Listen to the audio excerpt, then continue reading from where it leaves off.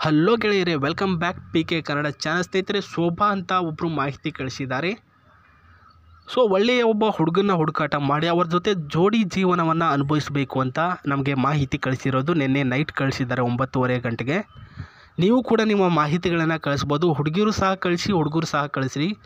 ಪ್ರಸ್ತುತ ನಿಮ್ಮ ಫೋಟೋ ಸಮೇತ ನಿಮ್ಮ ಬಯೋಡಾಟಾವೊಂದಿಗೆ sri9591@gmail.com ಮೇಲ್ ಮಾಡಿದರೆ ಸಾಕು.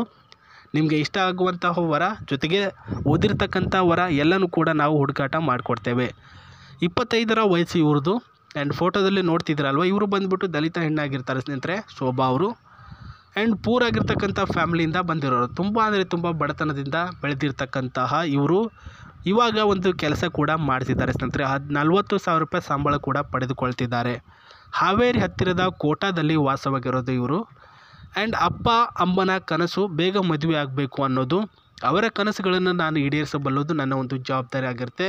ಅವರೇ ತೀರಿ ಹೋದ್ಮೇಲೆ ನನ್ನ ಒಂದು ಮದುವೆ ನೋಡೋರು ಯಾರು, ನನ್ನ ಒಂದು ಮದುವೆಯಲ್ಲಿ ಸಂಭ್ರಮಾಚರಣೆ ಮಾಡೋರು ಯಾರು? ಹಾಗಾಗಿ ಅವರು ಇದ್ದಾಗಲೇ ನಾನು ಮದುವೆ ಆಗಬೇಕು ಅಂತ ತೀರ್ಮಾನ ಇವರು ಶೋಭಾ ಅವರು ಮಾಡ್ಕೊಂಡಿರ್ತಾರೆ. ನೋಡೋದು ಕೂಡ ಚೆನ್ನಾಗಿದ್ದಾರೆ. ಇವರು ಸಾರಿ ಉಟ್ಕೊಳ್ಳೋದು ತುಂಬ ಅಂದರೆ ತುಂಬ ಕಡಿಮೆ ಸ್ನೇಹಿತರೆ. 2 ಅಂತಸ್ತಿನ ಮನೆ ಕೂಡ ಇದೆ ಅಂತೆ. ಆ್ಯಂಡ್ ಅದೇ ರೀತಿ ಇವರು ಮಾಡ್ತಕ್ಕಂಥ ಕೆಲಸ ಬಂದುಬಿಟ್ಟು ಇವರು ಊರಿನ ಕಂಪ್ನಿ ಒಂದರಲ್ಲಿ ಹೆಲ್ಪರ್ ಆಗಿ ಕೆಲಸ ಮಾಡ್ತಿರೋದು. ಸುಮಾರು 3 ವರ್ಷಗಳಿಂದ ಮಾಡ್ತಿದ್ದಾರೆ. ತುಂಬ ಒಳ್ಳೆಯ ಕೆಲಸಗಾರರು ಅಂತ ಅಂದ್ಬಿಟ್ಟು 20,000 ರೂಪಾಯಿ ಎಕ್ಸ್ಟ್ರಾ ಪೇಮೆಂಟ್ ಮಾಡಿ 40,000 ಇವಾಗ ಪೇಮೆಂಟ್ ಪಡ್ತಿದ್ದಾರೆ. ಇವಾಗ ಪೂರಲ್ಲ, ಅವರು ಮಿಡಲ್ ಕ್ಲಾಸಿನ ಒಬ್ಬ ಹುಡುಗಿ. ಬಡವರೇನಲ್ಲ, ಇವಾಗ ಬಂದುಬಿಟ್ಟು ಒಳ್ಳೆಯ ಶ್ರೀಮಂತರೇ ಆಗಿದ್ದಾರೆ. ಮದುವೆ ಆದ 2 ವರ್ಷದ ಒಳಗಡೆ ನನಗೆ ಒಂದು ಹೆಣ್ಣು ಮಗು ಕೊಡಬೇಕು, ಅದನ್ನು ನಾನು ಸರ್ಕಾರಿ ಶಾಲೆಗೆ ಕಲಿಸ್ತೇನೆ, ನೀವು ಕೂಡ ದುಡಿಯುವಂಥ ವ್ಯಕ್ತಿ ಆಗಿರಬೇಕು ಅಂತ ಹೇಳಿದ್ದಾರೆ. ನೋಡಿ, ಇದು ಇಂಪಾರ್ಟೆನ್ಸ್ ಆಗಿರುತ್ತೆ. ಹುಡುಗನಿರಬೇಕಾಗಿರ್ತಕ್ಕಂಥ ಪಾಯಿಂಟ್ಗಳೊಂದಿಗೆ ಅವ್ರು ಹೇಳಿರ್ತಕ್ಕಂಥ ಪಾಯಿಂಟ್ಗಳು ಕೂಡ ಅಪ್ಲೈ ಆಗುತ್ತೆ ಸ್ನೇಹಿತರೆ. ಮದುವೆ ಆದ ನಂತರ ನೀವು 2 ವರ್ಷದ ಒಳಗಡೆ ಒಂದು ಹೆಣ್ಣು ಮಗು ಕೊಡಬೇಕು, ಅಷ್ಟೊಂದು ಶಕ್ತಿ ನಿಮ್ಮ ಹತ್ರ ಇರಬೇಕಂತೆ. ಜೊತೆಗೆ ಆ ಒಂದು ಮಗುವನ್ನು ಸರ್ಕಾರಿ ಕನ್ನಡ ಶಾಲೆಗೆ ಹಾಕ್ತಾರಂತೆ ಇವರು. ನೀವು ಕೂಡ ಯಾವುದಾದ್ರೂ ಜಾಬ್ ಅಥವಾ ಏನಾದರೂ ಕೆಲಸ ಮಾಡ್ತಿರಬೇಕು ಅಂತ ಹೇಳಿದ್ದಾರೆ. ದುಡ್ಡು ಎಷ್ಟಾಗುತ್ತೋ ಆಗಲಿ, ಅಷ್ಟು ಕೂಡ ಎಂಜಾಯ್ ಮಾಡೋಣ ಅಂತ ಹೇಳಿದ್ದಾರೆ ಸ್ನೇಹಿತರೆ. ನನ್ನ ಒಂದು ಸ್ಯಾಲ್ರಿಯಲ್ಲಿ ಬಂದಿರತಕ್ಕಂಥ ಅರ್ಧ ದುಡ್ಡು ಜೊತೆಗೆ ನಿಮ್ಮಿಂದ ಕೆಲಸದಿಂದ ಬಂದಿರತಕ್ಕಂಥ ಅರ್ಧ ದುಡ್ಡು ಎಲ್ಲವನ್ನು ತೆಗೆದುಕೊಂಡು ಲೈಫ್ನಲ್ಲಿ ಎಂಜಾಯ್ ಮಾಡೋಣ. ಒಟ್ಟಿನಲ್ಲಿ ಮಕ್ಕಳಾಗೋಕ್ಕೂ ಮುನ್ನ ಎಂಜಾಯ್ ಮಾಡೋಣ, ಆಮೇಲೆ ಸಂಸಾರದ ಬಗ್ಗೆ ಜ್ಞಾನ ಜೊತೆಗೆ ಕಾಳಜಿಗಳನ್ನು ವಹಿಸ್ಕೊಂಡು ಹೋಗೋಣ ಅಂತ ಹೇಳಿರೋದು. ಹುಡುಗ ನನಗೆ ದಿನಾಲೂ ಕೂಡ ಮಾಡಿದರೂ ಸಹ ನನಗೆ ಏನೂ ಕೂಡ ಪ್ರಾಬ್ಲಮ್ ಆಗಲ್ಲ, ಜಾಸ್ತಿ ಸುಖ ನೀಡುವವನು ಒಟ್ಟಿನಲ್ಲಿ ಬೇಕು ಅಂತ ಹೇಳಿರೋದು ಸ್ನೇಹಿತರೆ. ಜಾಸ್ತಿ ಸುಖ ಅಂದರೆ ನಿಮಗೆ ಅರ್ಥ ಆಯಿತು ಅಂದ್ಕೊಳ್ತೀನಿ. ರೂಮ್ನಲ್ಲಿ ಒಳ್ಳೆಯ ಒಂದು ವ್ಯಕ್ತಿ ಆಗಿರಬೇಕು ನಿಮ್ಮ ಶಕ್ತಿ ಜೊತೆಗೆ. ಅಂದರೆ ಸ್ನೇಹಿತರೆ, ಇಲ್ಲಿ ನೋಡ್ಕೊಳ್ಳಿರ್ಬೋದು ಅವರ ಒಂದು ಕನಸಿನ ಕಾರು. ಇದು ಬಂದ್ಬಿಟ್ಟು ಟರ್ಬೋ ಆಗಿರ್ತಕ್ಕಂಥ ಪ್ರೊಸೆಸ್ನಲ್ಲಿರ್ತಕ್ಕಂಥ ಕಾರ್ ಆಗಿರುತ್ತೆ. ಇದು ಬಂದುಬಿಟ್ಟು ತೆಗೆದುಕೊಳ್ಳುವುದು ಅವರ ಒಂದು ಕನಸು.